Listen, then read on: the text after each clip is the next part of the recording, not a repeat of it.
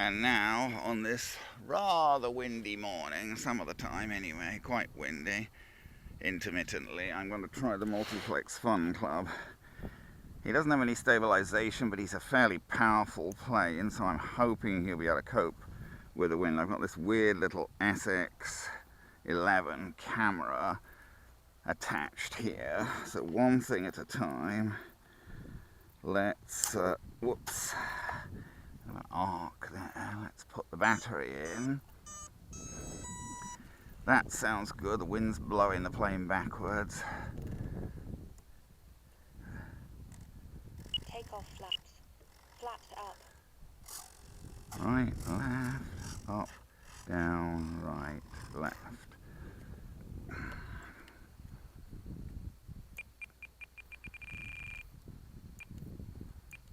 Retrimming the rudder a little bit there. I don't know, that looks about level. Okay. Battery's held down there by Velcro. I just put a new piece of Velcro on it.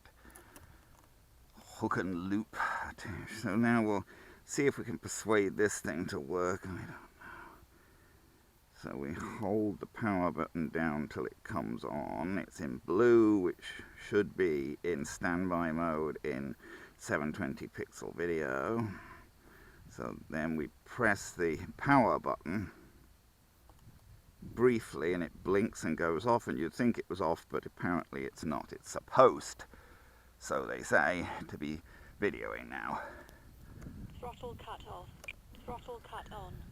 Certainly want to make sure I got throttle cut on with this guy. That's a big power propeller on a powerful motor, so I don't want to, certainly don't want to be whacking my hand with that.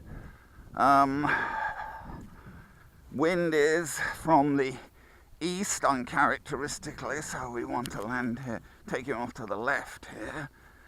Wind's died down a bit now, but I wouldn't trust it to stay died down, and it's not died down that much. Even then you can see the wind socks out a fair bit, but that's less than the wind was. Let's connect my strap here. From what I remember last time I flew this guy, he had, give him a little bit of flap, he had absolutely plenty of power. The battery was not down that much. Mind you, on a windy day you're apt to use more power. Throttle cut off. Let's see then what we can do.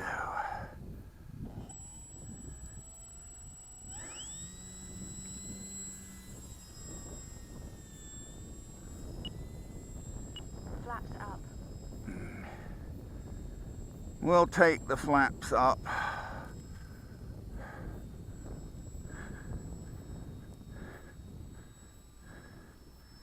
Now, this plane, this is the Multiplex Fun Cub. I bought this from Paris Junction Hobbies as an ARF kit. I don't remember exactly what I paid for it, but something in the region of 200 probably. But you've got to remember that's an ARF kit, so, well, maybe not kit exactly, it's a foam plane, but it's ARF. It had no servos, no ESC, no motor, no electronics at all for that. It might have been a bit less than 200. 6 minutes. Not the easiest of planes to put a power system in. I looked at it and I decided I didn't feel like improvising, so I bought the power system that was meant for it. I had to order it from Europe, I think, because it's a European plane and it wasn't that easy to get the power system that's meant for it. But I figured, just given the way the front of the plane and the firewall and everything were constructed, I didn't want to try and improvise. So I think it's a dual, no, I don't know, I forget, high-tech or dual sky motor or something, I forget. But it's exactly the power system that Multiplex, yes, that's the name of the company, I think, that they recommend for it. But the power system was as much as as much or more money than the IRF kit.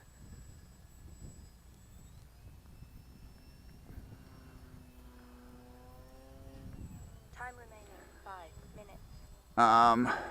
all together between, you know, with the servos and the power system and the plane itself, I believe it cost me the best part of $400 for the time I put it together, which does not make it a cheap plane. I know people have put them together cheaper than that, but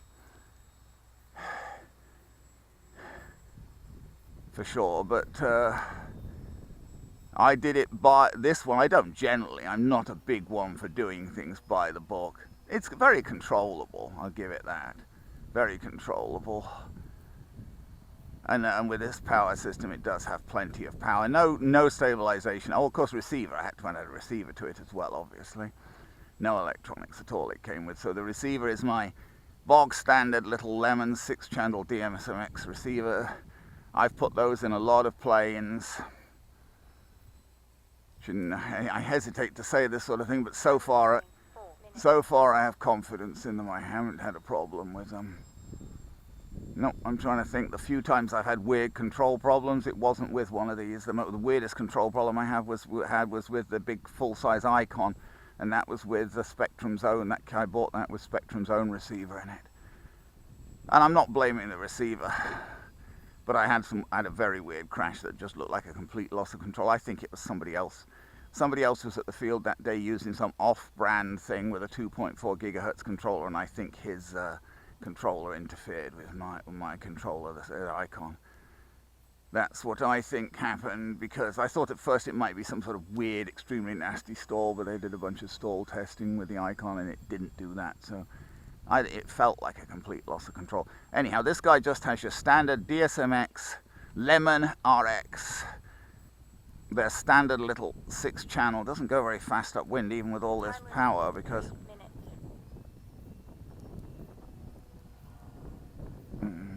yes, that was my error. I sort of started a maneuver there, then I thought, oh, what do I want to do with my sticks? And I just wasn't quite sure. And especially in this wind, if you start hesitating, the plane just makes up its own mind where it's going to go.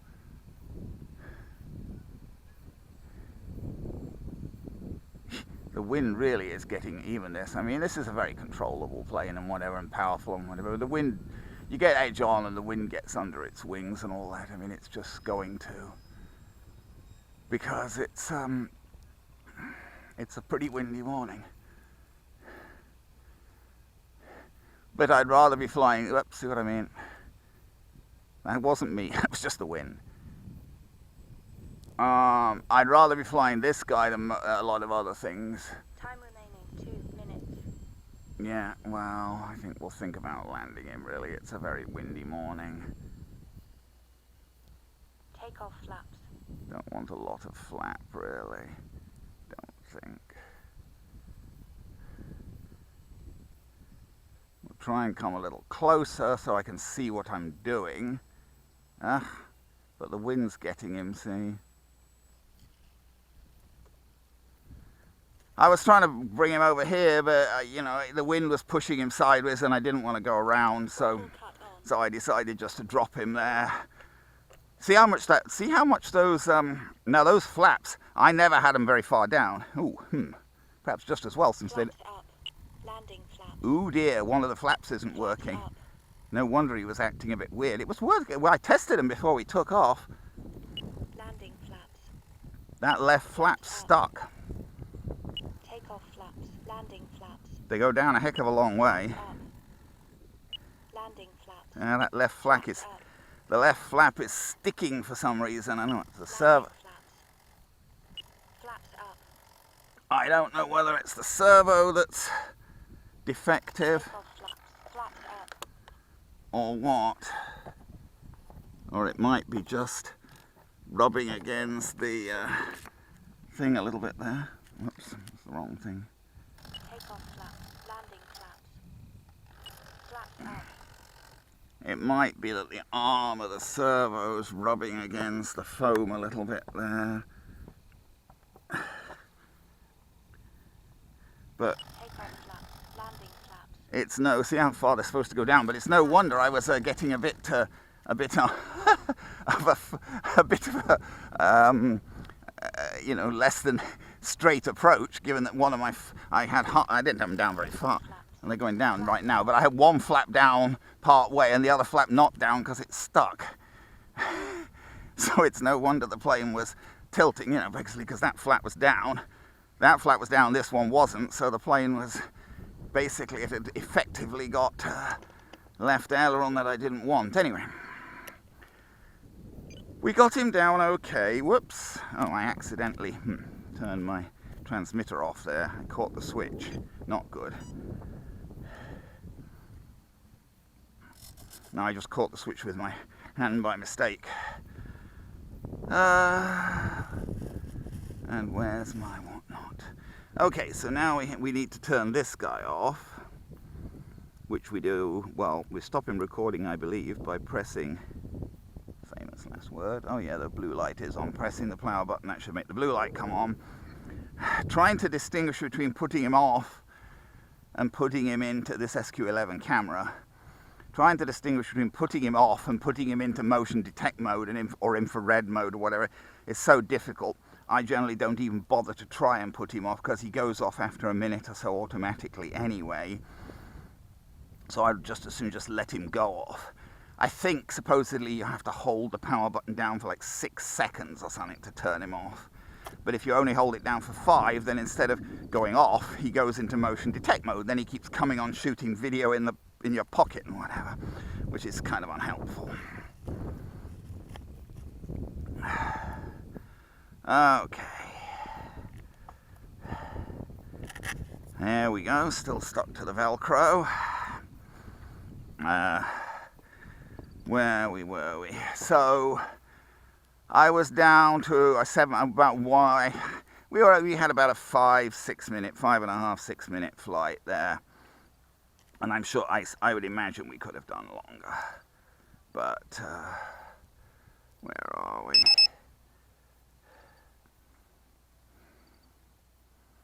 .7, I can never do them. 3.93, yes. See, I mean, that's still quite high. But then, I mean, it should still be quite high because I didn't run him down to the timer. And this guy in particular, I'm pretty sure, why is there a random piece of Velcro there? Heck alone knows. This guy, you know, I'm pretty sure I could run him right up to the timer, the 7-minute timer, you know, and he'd be okay. That 7-minute timer is fairly conservative. See how he's rocking in the wind? Well, I'll have to tinker with those flaps a bit and get them working so they're working properly, because we don't want that.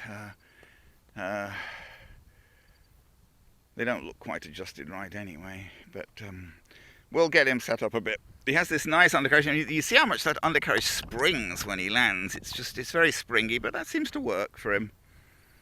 Multiplex Fun Cub, yes, it even says right on him, DE Fun.